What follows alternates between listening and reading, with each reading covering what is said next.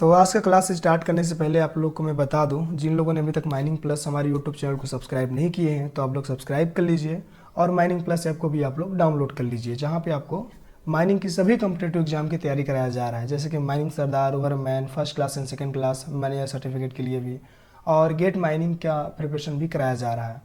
ठीक है, तो ऐप को डाउनलोड करिए और कोर्स को परचेस करिए। और कोर्स के बारे में किसी प्रकार का आपको इन्फॉर्मेशन चाहिए तो संगम से आप लोग कॉल करके पूछ सकते हैं। ठीक है, और आज का जो क्लास है हमारा, ये माइंस में जितने प्रकार के डिजीज हो सकते हैं होते हैं उसके बारे में ही आज का एमसीक्यू हमारा वीडियो है। ठीक है, तो चलिए फिर स्टार्ट करते हैं। क्वेश्चन नंबर पहला है, nystagmus a disease commonly found in mines primarily affected which body of the which part of the body. यानी कि जो निस्टाग्मस है डिजीज है वो कॉमनली कहाँ पाया जाता है? माइंस से पाया जाता है। प्राइमरली अफेक्ट करता है बॉडी के किस पार्ट को, क्वेश्चन पूछ रहा है। ऑप्शन लंग्स, आई, स्किन और स्टोमक। तो ऑप्शन नंबर इसका क्या हो जाएगा? बी हो जाएगा इसका राइट आंसर। ठीक है, आई। निस्टाग्मस क्या होता है? एक तरह का आई डिजीज होता है, और जिसको निस्टाग्मस हो जाता है उसको क्या क्या परेशानी होती है ये देखिए। देखो, nystagmus is rapid uncontrollable eye movement, यानी कि जिसको निस्टाग्मस हो जाता है उसका आई मूवमेंट अनकंट्रोलेबल हो जाता है। जैसे कि वो क्या करेगा? अप एंड डाउन करेगा, side to side and circular motion. ठीक है, समटाइम्स पीपल आर बोर्न, मतलब बच्चों में भी पैदाशी जो होते हैं उनको भी निस्टाग्मस होता है, तो उसको क्या बोलते हैं? कॉग्निटल निस्टाग्मस। तो दो प्रकार से निस्टाग्मस होता है। एक ध्यान रखना है कि जहाँ पे क्या है, इनसफिशियंट लाइट है और लंबे समय तक कोई वर्कर वहाँ पे काम कर रहा है, वहाँ पे मौजूद है, तो उसको निस्टाग्मस हो सकता है या पैदाशी हो सकता है। ठीक है, तो ये चीज़ आपको ध्यान में रखना है। कॉमन वार्निंग साइन क्या होता है? अनकंट्रोल आई मूवमेंट, ये ध्यान रखना है। और नाइट टाइम विजन प्रॉब्लम है, और सेकी और blurry vision, balance problem, light sensitivity और डाइजीनेस, ये चीज़ ध्यान में रखना है आप लोग को। ठीक है, जिसको निस्टाग्मस होगा उसका आँख का जो ये है पोर्शन वो क्या करेगा? अनकंट्रोलेबल हो जाएगा, अप एंड डाउन करेगा, साइड टू साइड और सर्कुलर मोशन। ठीक है,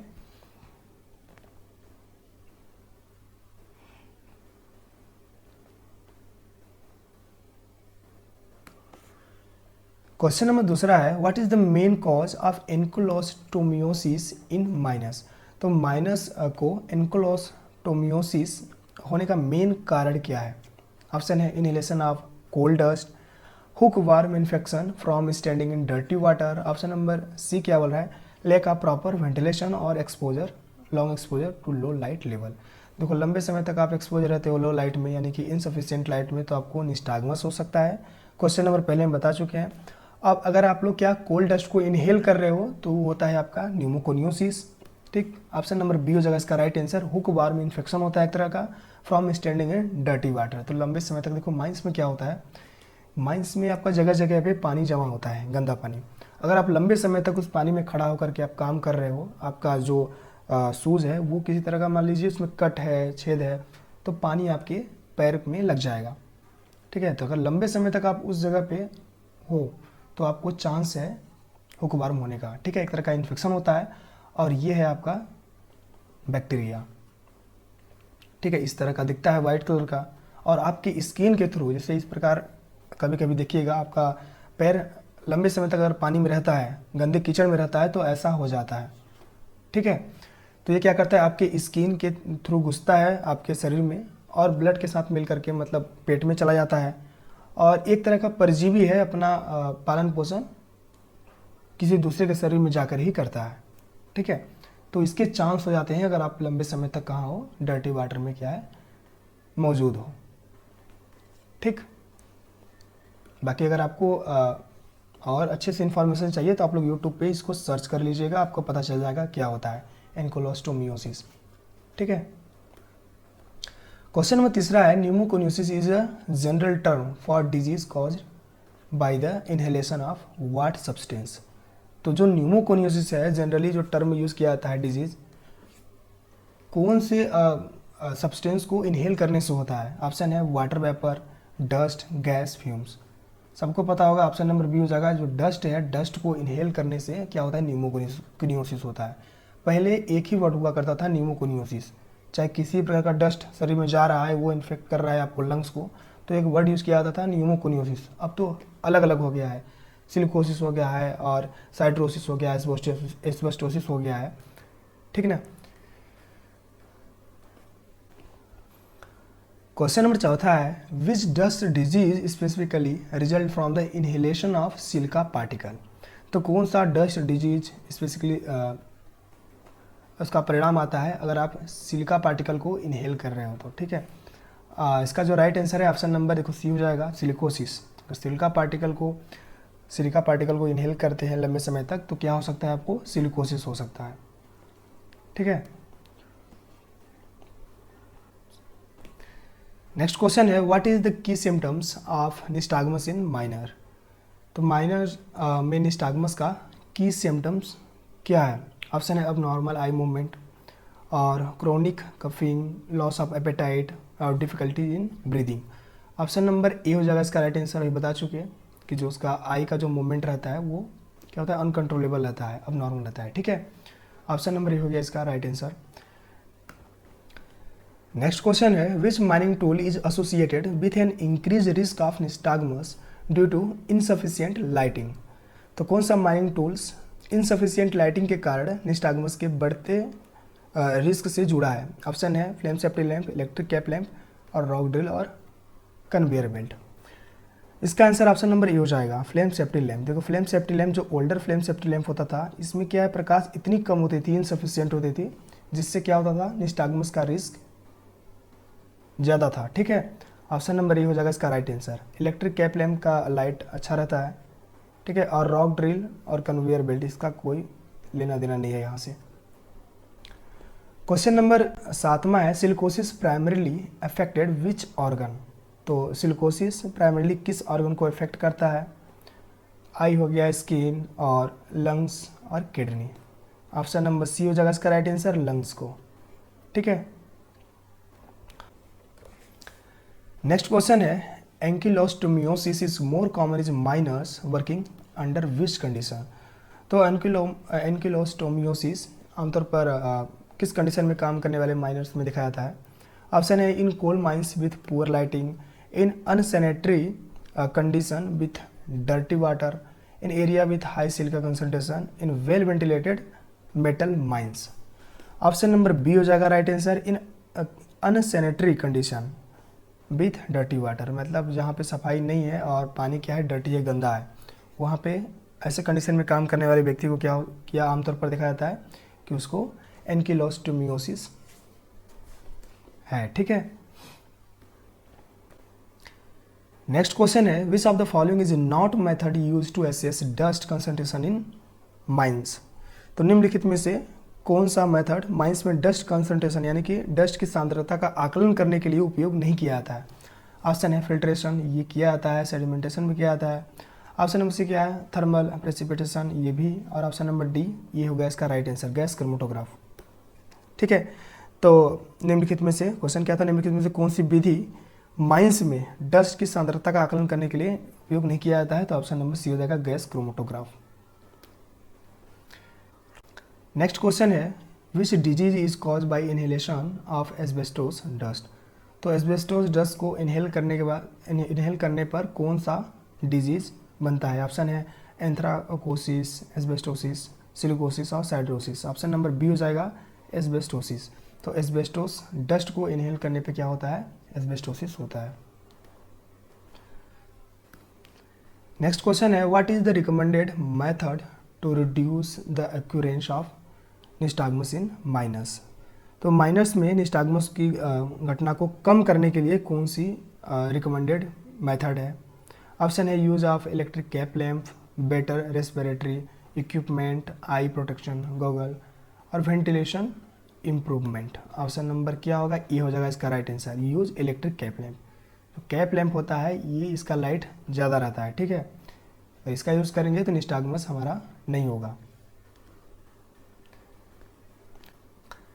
नेक्स्ट क्वेश्चन है, anthracosis is commonly referred to as what type of lung condition. तो एंथ्राकोसिस को आमतौर पर किस प्रकार की लंग्स की स्थिति के रूप में जाना जाता है। Silicosis, black lung, white lung और ऑप्शन नंबर डी है ब्राउन। ऑप्शन नंबर बी हो जाएगा इसका राइट आंसर, ब्लैक लंग्स। ठीक है, ये आपको ध्यान में रखना है। जो एंथ्राकोसिस है इसको आमतौर पर ब्लैक लंग्स के नाम पे जाना जाता है। What type of dust causes siderosis? तो किस टाइप का डस्ट साइड्रोसिस का कारण है? ऑप्शन है iron dust, silica dust, coal dust और asbestos dust. Option number A हो जाएगा आयरन डस्ट। ठीक है, आयरन डस्ट से हमारा क्या होता है? साइड्रोसिस। नेक्स्ट क्वेश्चन है pneumoconiosis is classified by what two key factor? तो न्यूमोकोनियोसिस को किन दो प्रमुख कारणों द्वारा वर्गीकृत किया जाता है? ऑप्शन है size of particles and air flow, exposure duration and dust type, dust concentration and air quality, और ऑप्शन नंबर डी है dust particle size and humidity. क्या है इसका राइट आंसर? तो exposure duration and dust type, यानी किस प्रकार का डस्ट है और कितने समय तक उस डस्ट में हम एक्सपोज हैं। ठीक है, ऑप्शन नंबर क्या हो जाएगा? बी इसका राइट आंसर। नेक्स्ट क्वेश्चन है which size of dust particle is most dangerous for causing silicosis? तो सिलिकोसिस पैदा करने के लिए डस्ट कणों का कौन सा आकार सबसे खतरनाक है? ऑप्शन है 5 से 10 माइक्रोन, 0.5 से 2.5 माइक्रोन। ऑप्शन नंबर बी हो जाएगा इसका राइट आंसर। ठीक है, 0.5 से 2.5 माइक्रोन क्या है? मोस्ट डेंजरस है।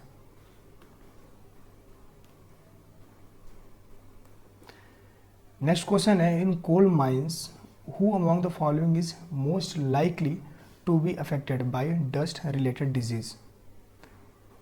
सुपरवाइजरी स्टाफ और ब्लास्टर्स, कन्वेयर अटेंडेंट, और ऑप्शन नंबर डी है लोडर ऑपरेटर। देखो ऑप्शन नंबर सी हो जाएगा कन्वेयर अटेंडेंट। ये क्या है? सबसे ज़्यादा डस्ट को फेस करता है। ठीक है ना, तो ज़्यादा चांस इसी को होता है कि जो डिजीज़ है कोल डस्ट से होने वाला जो डिजीज़ है न्यूमोकोनियोसिस, किसको होगा? कन्वेयर अटेंडेंट को। नेक्स्ट क्वेश्चन है which method is use to express the dust concentration by weight? तो डस्ट की सांद्रता को भार द्वारा व्यक्त करने के लिए किस मेथड का उपयोग किया जाता है? ऑप्शन है dust count method, gravimetric method और optical method, electrical method. Option number B हो जाएगा ग्रेविमेट्रिक मेथड। ठीक है, नेक्स्ट क्वेश्चन है which of the following is not a disease cause by the inhalation of mineral dust? तो mineral dust के inhalation से निम्नलिखित में से कौन सा डिजीज नहीं होता है? तो एस्बेस्टोसिस होता है और एंथ्राकोसिस होता है, साइड्रोसिस होता है, लेकिन जो ऑप्शन नंबर सी है एनकिलोस्टोमियोसिस, ये क्या होता है? एक तरह का बैक्टीरिया शरीर के अंदर जाता है। ठीक है, उससे ही एक डिजीज होता है। ठीक ना, डस्ट से डिजीज नहीं होता है ये, बाकी ये तीनों क्या है? डस्ट डिजीज है। नेक्स्ट क्वेश्चन है what type of dust is typically non toxic and does not lead to fibrosis? तो किस प्रकार का डस्ट आमतौर पर नॉन टॉक्सिक होता है और फाइब्रोसिस का कारण नहीं बनता है? ऑप्शन है सिलिका डस्ट, कोल डस्ट और iron ore dust without free silica. Option number D है एस्बेस्टोस डस्ट। ऑप्शन नंबर देखो सी हो जाएगा इसका right answer, iron ore dust without free silica आपका क्या होता है? नॉन टॉक्सिक होता है और फाइब्रोसिस का कारण नहीं होता। ऑप्शन नंबर सी हो जाएगा इसका राइट आंसर। नेक्स्ट क्वेश्चन है the symptoms of pneumoconiosis typically appear after how many year of exposure? तो न्यूमोकोनियोसिस का सिम्टम्स आमतौर पर कितने समय बाद दिखता है? ऑप्शन है 5 से 10, 10 से 15, 15 से 20, 20 से 30। ऑप्शन नंबर सी हो जाएगा इसका राइट आंसर, 15 से 20 साल बाद ही उसका सिम्टम्स दिखता है। अगर कोई व्यक्ति लंबे समय तक कोल माइंस में कोल डस्ट को इनहेल किया है तो उसको 15 से 20 साल बाद ही उसको न्यूमोकोनियोसिस का सिम्टम्स दिखना शुरू हो जाएगा। क्वेश्चन नंबर 21 है what is the primary method of dust removal from the respiratory system? तो रेस्पिरेटरी सिस्टम से डस्ट को रिमूव करने का प्राइमरी मेथड क्या है? मुकोज एंड कफिंग, यानी कि बलगम और खांसी, स्वेटिंग, इनहेलेशन, देर पे। और ऑप्शन नंबर डी है मेडिकेशन। ऑप्शन नंबर देखो ए हो जाएगा इसका राइट आंसर, ठीक है। यानी कि बलगम और खांसी द्वारा जो डस्ट है उसको निकाला रिमूव किया जा सकता है। देखो जो डस्ट हम लोग इनहेल करते हैं वो पूरे लंग्स में नहीं जाता है, जो बड़े पार्टिकल्स होते हैं वो नाक के बाल में फंस जाते हैं, उसके बाद जो बच जाता है अंदर जाता है वो आपके गले के बलगम में आ जाता है। बाकी 25 से 30% आपके लंग्स में आता है, ठीक है, जो बहुत ही महीन कण होते हैं। तो रिमूव करने का क्या है प्राइमरी मेथड, ये आपका है बलगम और खांसी के द्वारा, ठीक है। नेक्स्ट क्वेश्चन है what is the allowable concentration of silica dust in mines air according to the Russian standard. देखो रशियन स्टैंडर्ड भी है और इंडियन स्टैंडर्ड सेम है। ऑप्शन नंबर बी हो जाएगा 2 मिलीग्राम पर क्यूबिक मीटर, ठीक है। अलाउेबल कंसंट्रेशन, ठीक है, एयरबोर्न डस्ट का अलाउेबल कंसंट्रेशन कितना होना चाहिए, 2 मिलीग्राम पर क्यूबिक मीटर से अधिक नहीं होना चाहिए। नेक्स्ट क्वेश्चन है which instrument is not typically use for dust sampling in mines. तो डस्ट सैम्पलिंग के लिए निम्नलिखित में से कौन सा इंस्ट्रूमेंट यूज नहीं किया जाता है, सेडिमेंटेशन और फिल्ट्रेशन, सेंट्रीफ्यूगिंग और ऑप्शन नंबर डी है mass spectrometry. Option number D हो जाएगा मास स्पेक्ट्रोमेट्री का यूज नहीं किया जाता है डस्ट सैम्पलिंग को डस्ट सैम्पलिंग करने के लिए, ठीक है। नेक्स्ट क्वेश्चन है व्हाट इज की कैरेक्टरिस्टिक ऑफ एंथ्राकोसिस। तो क्वेश्चन नंबर 24 क्या बोल रहा है एंथ्राकोसिस की प्रमुख विशेषता क्या है। ऑप्शन है फाइब्र, देखो इसका आंसर चलिए आप लोग कमेंट बॉक्स में बताइए, ठीक है। क्वेश्चन नंबर 24 का आंसर आप लोग कमेंट बॉक्स में कमेंट करके बताइए। क्वेश्चन नंबर 25 है what is the ultimate remedy to prevent dust related lungs disease in mines. तो माइंस में डस्ट रिलेटेड लंग्स डिजीज को रोकने का अंतिम उपाय क्या है। ऑप्शन है पीरियोडिक मेडिकल चेक, यूपीएस, और ऑप्शन नंबर बी है improving ventilation system, option number C है reducing dust formation at work site, और ऑप्शन नंबर डी है use of personal protective equipment. Option number C हो जाएगा इसका right answer, जहाँ पे काम चल रहा है, ठीक है, reducing dust formation at work site, जहाँ पे काम चल रहा है वहाँ पे कोशिश किया जाएगा कि डस्ट का फॉर्मेशन कम हो, ठीक है। तो चलिए फिर यहाँ से हम लोग क्लास को समाप्त करते हैं। और आप लोग अगर माइनिंग प्लस को सब्सक्राइब नहीं किए तो आप लोग सब्सक्राइब करिए ताकि इसी तरह की आपको वीडियो मिलता रहे, ठीक है। मिलते हैं नेक्स्ट वीडियो में।